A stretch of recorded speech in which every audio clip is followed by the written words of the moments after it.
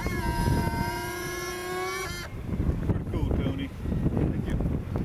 I'm with Carlos Silva from Venezuela, but he's at the U.S. Nationals, and I asked him if he would share his airplane with us. So he's taken the liberty of kind of transforming from a electric version to a glow-powered airplane, which is fantastic. It's a Diaguita.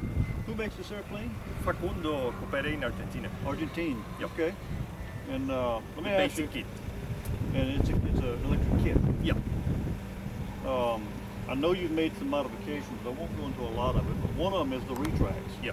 And a really nice job. What retracts are they? Those are E-Flight 2546 size. And it's Yep. just a standard gear. Standard gear. Come with the retracts. Everything is standard. Nothing modified in the gear. Pretty much it. That's it. And look like you got a normal layout with two servos in the back. Yep.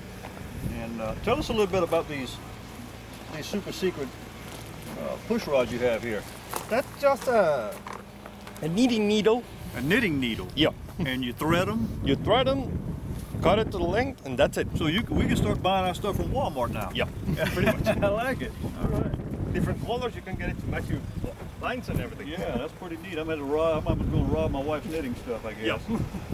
And of course, size 3, I think. size it's right. 3. That's awesome. Who come up with that idea? I think Alejandro Pereira. Alejandro. Yeah. Well, good for Alejandro. That's pretty nice. Yeah. Um, Those one were actually he made those. oh, he did make Yeah. those. Oh. I took the measurement, called him. This is what I want. Okay, pick it up tomorrow. No, I'm on my way to your house. That's the way to do it. Yeah. Okay, you're flying with YS-185 185. CDI. CDI. What prop are you using? 20.5 by 10. 20.5 by 10. I gotta say, I watched the airplane fly and it looks really good. And I'm partial to the retracts too myself. Yeah. And Brent and I, we watched the round, and the airplane presents really nice, clean. It looks good. Thank you.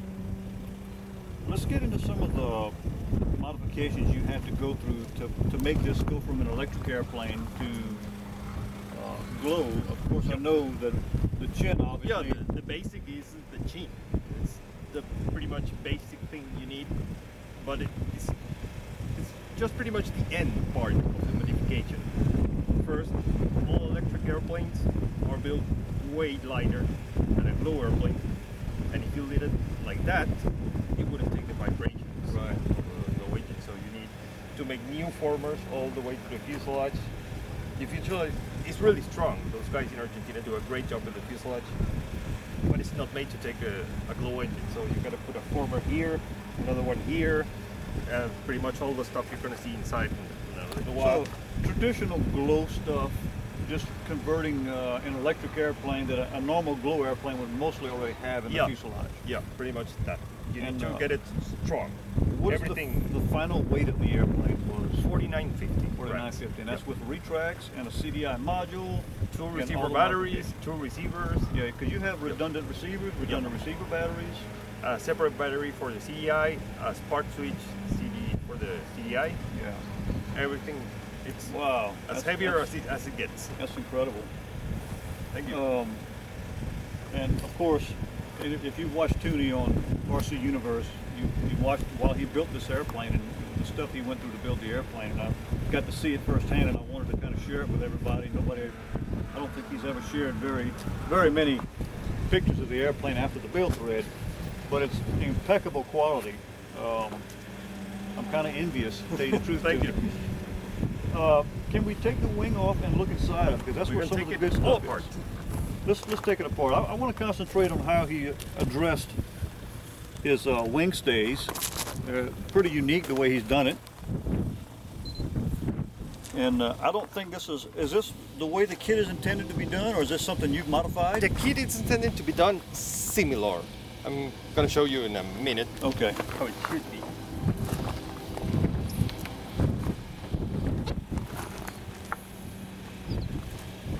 Really nice colors.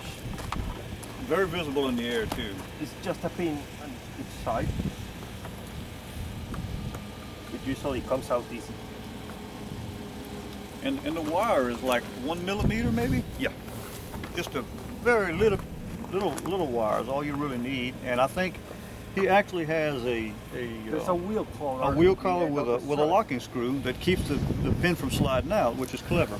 I think that's a smart idea. Instead of taping the wing pins in, you just lock them in.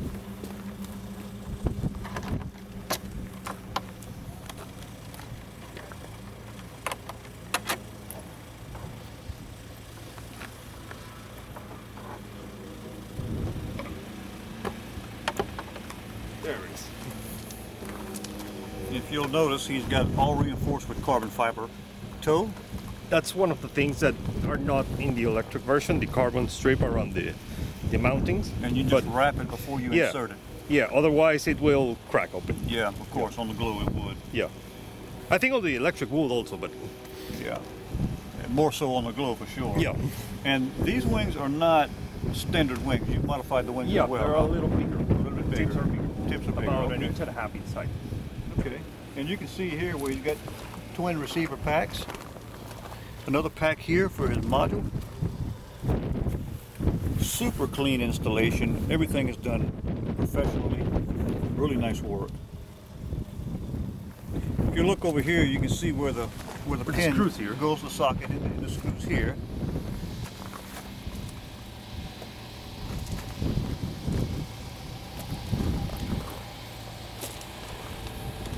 That's pretty nice. All right, let's flip it over and look in the other side.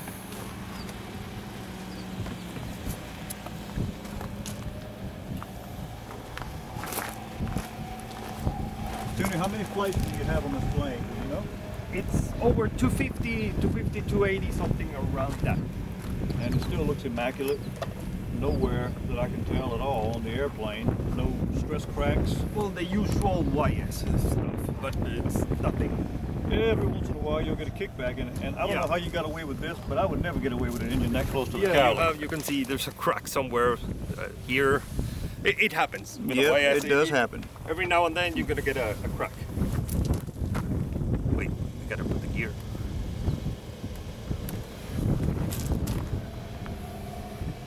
What do these gear cost, Tuny? You got me there. I don't remember. You don't know? If They're I remember 120 right, or they're about something, 50 maybe? bucks.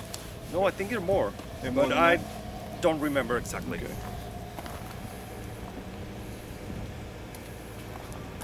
But I gotta tell you, the gear is awesome. I wasn't expected to last that long. I got a replacement, in fact. But so far, it was designed for electric airplanes only. It's meant to have a maximum load of 4,500 grams. So I'm pretty much over the load of the gear, and not even a bent wire, never. Yeah, it doesn't look like they've ever been touched.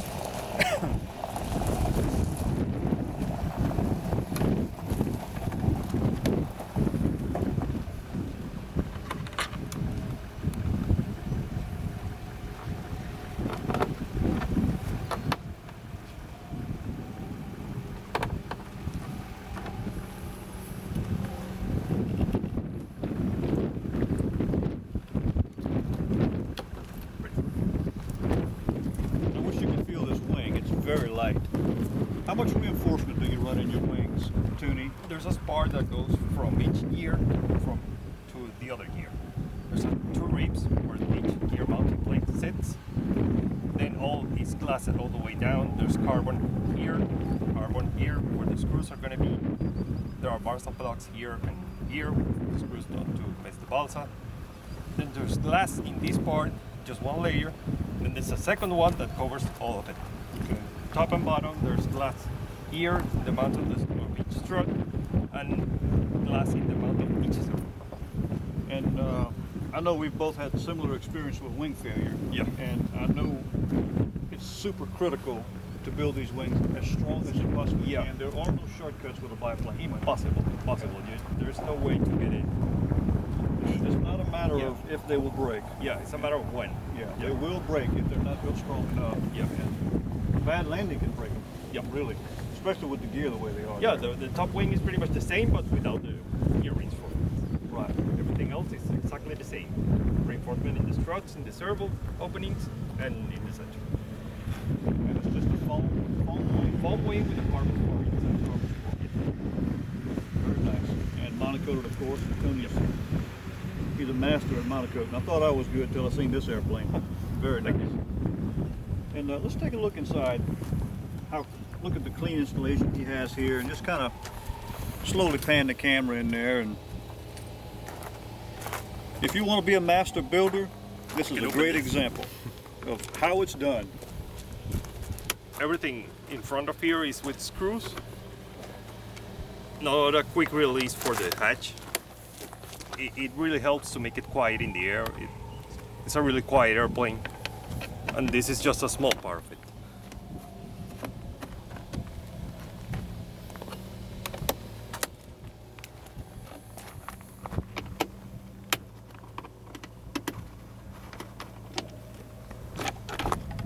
There it is. And here we can see the modifications he did.